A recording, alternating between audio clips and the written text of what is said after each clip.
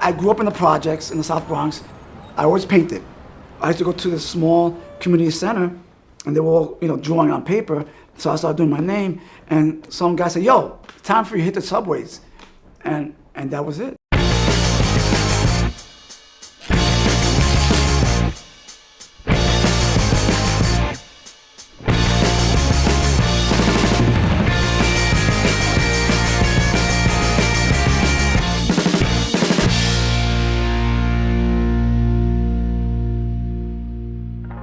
I started noticing work on the street and in New York City subways in the early 1970s. It wasn't until 1976 that I myself started painting. Graffiti was so influential in New York. If you were a visual artist, you were kind of intoxicated by the fumes of the aerosol cans being used on the trains. You have to sneak into a train yard or a layup. You have to be careful and this and that, the police. The illegal aspect has a strong appeal.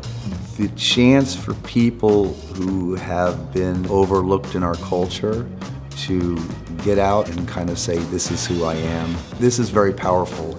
It was super exciting to be a part of the downtown scene in the early 80s here in New York. Keith Haring, Jean-Michel, Kenny Scharf, Lee Quinones, Future 2000, Lady Pink, David Wojnarowicz, and many others were all using the street to sort of expose their work to the general public before they even entered the kind of gallery system.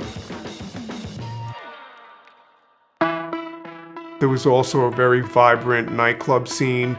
We had a basement of a Polish church on St. Mark's Place. Could you think of anything more transgressive when you think of what actually happened in that space? It was called Club 57. Keith Haring curated shows there, Kenny Scharf, Jean-Michel. Real sites where a lot of work happened. The Mud Club, to Danceteria, to the Roxy, all provided venues for artwork to be exposed. We were just hanging out. I didn't see anything groundbreaking. We just wanted to paint. We just wanted to explore and we lucked out. Louisada is a renaming of the Lower East Side, a way of acknowledging that the neighborhood had a very large Puerto Rican and Dominicano community within it. Some of the artists were particularly attuned to the culture. Martin Wong, for instance, if you consider The Babysitter, you have a sense of the way he trained his eye in a very particular way to get what was economically depressed about this kind of tenement culture, but the sense that it was teeming with life. I met Martin Wong through Days, and he was working at Pearl Paints. And when I used to go buy canvas, he would say, "Okay, get the really good canvas and I'll charge you for the cheap canvas." Martin Wong is a character.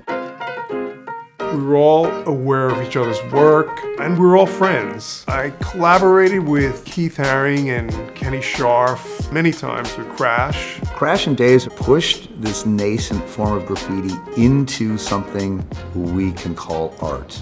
They've shared a studio together basically kind of since they were kids. It's kind of phenomenal and only possible because their works are complementary but entirely different.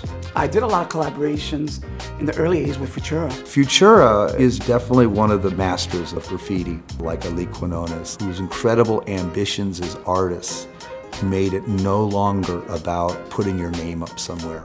It was about actually having something to say. The act itself has always been political, is always going to be going against the system. And I think that's pretty much gets to the core of it.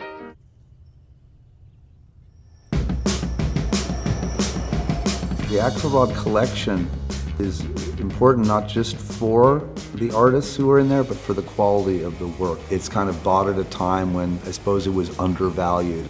A lot of this is really early work from these artists who are now what we could call legends.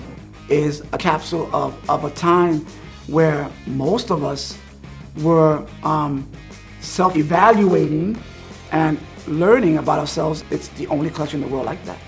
We can still think of street art as what is art that is made on the street. And we can call it street art. Some people like to call it urban art. Ultimately, all the artists in the Axelrod collection would like to just be called artists.